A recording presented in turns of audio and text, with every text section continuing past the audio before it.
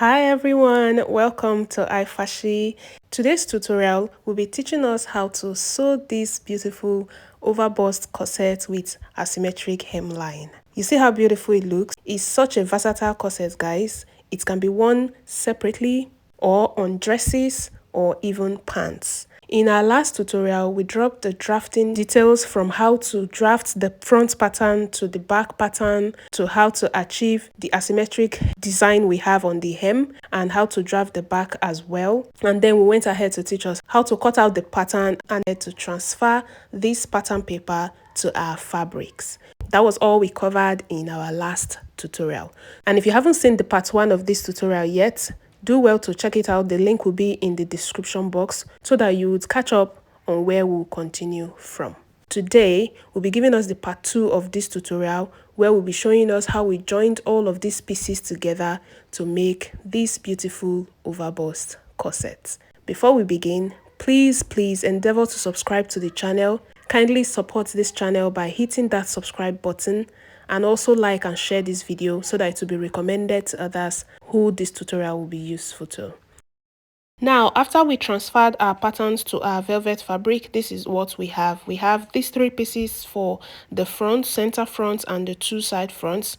And then we have that other 2 pieces for back. So we'll keep the back piece aside first. And we'll go ahead now and remove the pins and pattern paper from this fabric. And we'll go ahead and pin them together the way we're going to be stitching them on the sewing machine.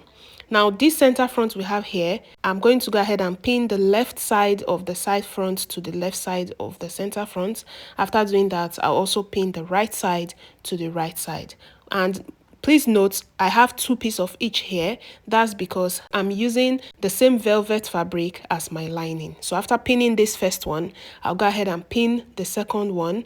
I'll have 2 pieces for my fronts. One is lining, one is main fabric. And when we finish pinning the 2 side fronts to the center front, we'll now move to the back piece and pin them together the way we are going to be stitching them as well.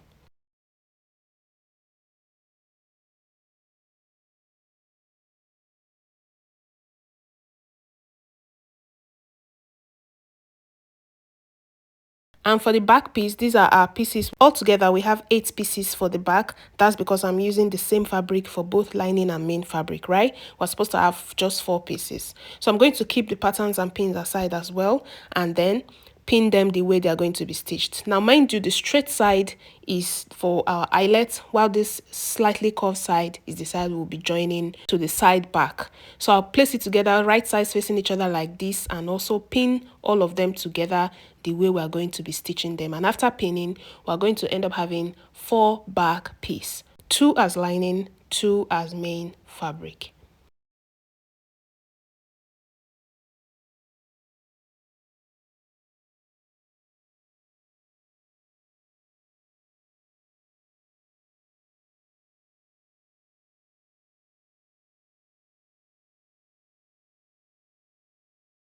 So after pinning them together, these are the pieces. This will face this one as the lining for this, and this other one will face this other one as the lining for this. So we'll go ahead now, take them to the machine to stitch these sides that I've held together with my pins. We'll do the same thing for the side that we also pinned together for the front. And after stitching them, I'll be right back to show us what we have.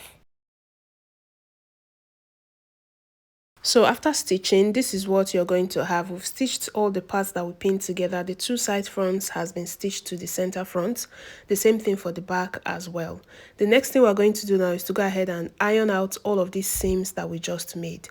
Open it up and iron. Before you start ironing, endeavor to notch any part that is curved so that it will lay very flat after ironing. So I'm going to open it out now, iron it so that everything will lay flat, and after ironing, it's supposed to look very flat like this.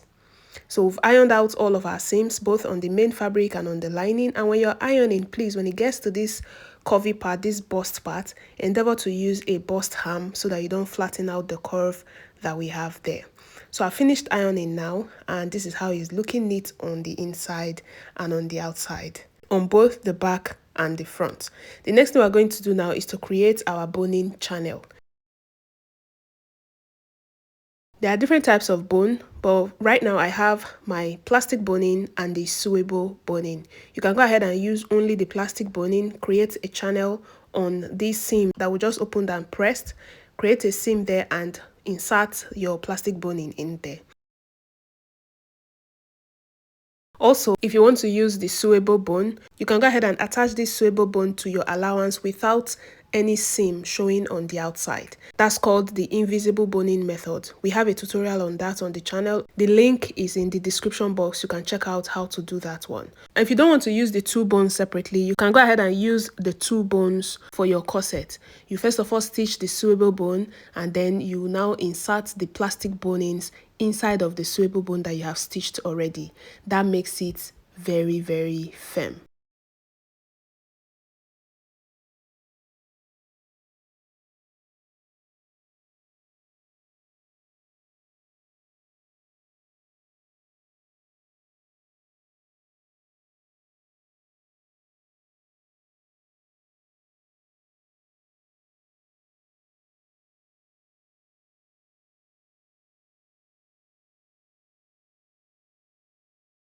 But before I go ahead and start attaching the bones to these channels, I'm going to go ahead and stitch the back to the front so that I'll have one main fabric and one lining piece. Okay, I'll pin down these two back piece to the front piece on the both sides. I'll take it to the sewing machine and stitch. And after stitching, I'll create the boning channels and insert the bones. And I'll be right back to show us what we have after stitching the back piece to the front.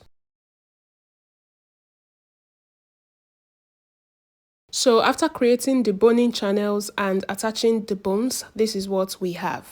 I've attached the bones. I use the soft sewable bone. That's why it can bend like this. I like to use this one because if you iron it, it will lay very flat whichever way you want it to be, right? And I also mentioned earlier that you can also insert your plastic bonings inside of this sewable bone, just as you see me doing. If you feel like the sewable bone is not strong enough, go ahead and insert this plastic bone to make it stronger. But I'll not be doing that here because the client said she wants to be able to breathe and she's just okay with the sewable bone. So that's for the bonings. And then for the bust part, I also wanted to do a bust caging on the lining. Please take note, I did this boning channel thing on the lining only, not on the main piece. And then I also wanted to do a bust caging on the lining, but the clients preferred bra cups. So I decided to insert the bra cups on the main fabric instead. So now what I'm going to do is to pin them together, right sides facing each other, and stitch it from one end to the other. After stitching, if you flip it to the right side, this is what you're going to have. It will now remain the sides, the two sides, and the down part. So first of all, the first part we'll be stitching now is this upper part. And when we finish stitching, top stitching, and ironing the upper part, we'll now come to this down part to do the asymmetric design we have on this hem. But I'm not cutting it out yet. I'm just showing you we need to turn out the neckline first, all the way from one back through the front to the other back. And after stitching, make sure to top stitch it very well. And if you're stitching, you can go ahead and add a hemming gum so that by the time you flip it over an iron, it will lay very flat. I'll do that now and I'll be right back to show us what we have. So after stitching this upper part from the back through the front to the other back, we have secured the upper part of this top. And as you can see, I also added hemming gum before I top stitched so that when I flip it over to iron, it will lay very flat. Before you flip it to the right side, go ahead and notch it because this upper part has a lot of curves. The back, the armhole points, the sweetheart neckline, you're going to notch all those points so that when you flip it to the right side, there will be no squeezes whatsoever. So when you flip it to the right side, you're going to take your time and bring it out very well before you go ahead and iron. So after turning it and arranging it properly, you're going to go ahead and give it a very good press. And when you're ironing, make sure the part that you top stitched, which is the lining that you top stitched on, is being pushed inside so that your ironing will come out very neat. And when you're ironing velvet, whenever I'm working with a velvet, I try not to place my iron directly on the fabric so that it doesn't burn. So you can go ahead and add a fabric, or if you have this Teflon ironing paper, you can use it to give it a very good press on this neckline from one end through the front and back and every other part that we just turned on this upper part. We're going to iron it so that it will lay very flat. I'll do that now, and after ironing, we move to the next part of this tutorial, which is the down part, the turning of the down part.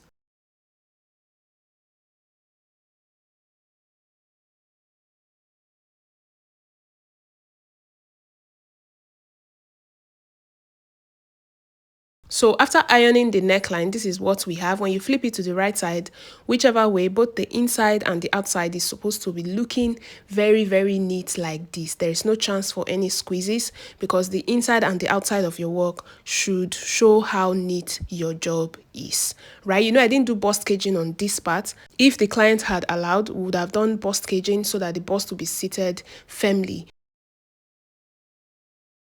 We used a bra cup, that's why the inside of the lining is looking like this. But if you can, and if your client wants, go ahead and do bust caging so that the bust will be sitting properly. You know, this is a velvet. It will be difficult for it to sit properly without caging it. So the next part we're going to move to now is the turning of the down part. Before we turn this down part, we need to trim out this asymmetric curve we have here. Remember, we have already marked out the curve on our pattern paper when we were drafting. So you're going to go ahead and follow that curve, or if you have a mannequin, just place this top on the mannequin and use your marker or chalk to mark out this curve the way you want it. Just know that the picture we're working with, one side is longer and it has some asymmetric design. Just follow that design, mark it out with a chalk, and when you're satisfied, you go ahead and cut it out.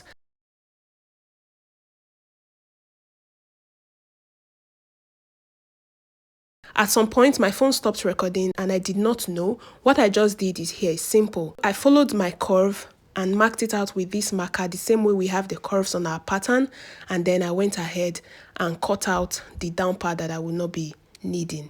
That was all that happened the period my phone stopped recording. So I'm just retaking it here now for us not to be confused. That's all I did. I've gone ahead to cut out the down part. And when you're cutting the down part, please make sure the back is equal. Be mindful of this back, make sure it is equal so that by the time you add your eyelet, the lacing of the eyelet will be equal from top to down. So for this back, make sure it is equal. The whole design and the curve is mostly on the front side, right? So now this is what we have. We're going to go ahead and flip it to the wrong side first, placing it right sides facing each other, right? And then we'll pin. And then we'll now follow that our 0.5 inch allowance on the down part and stitch it.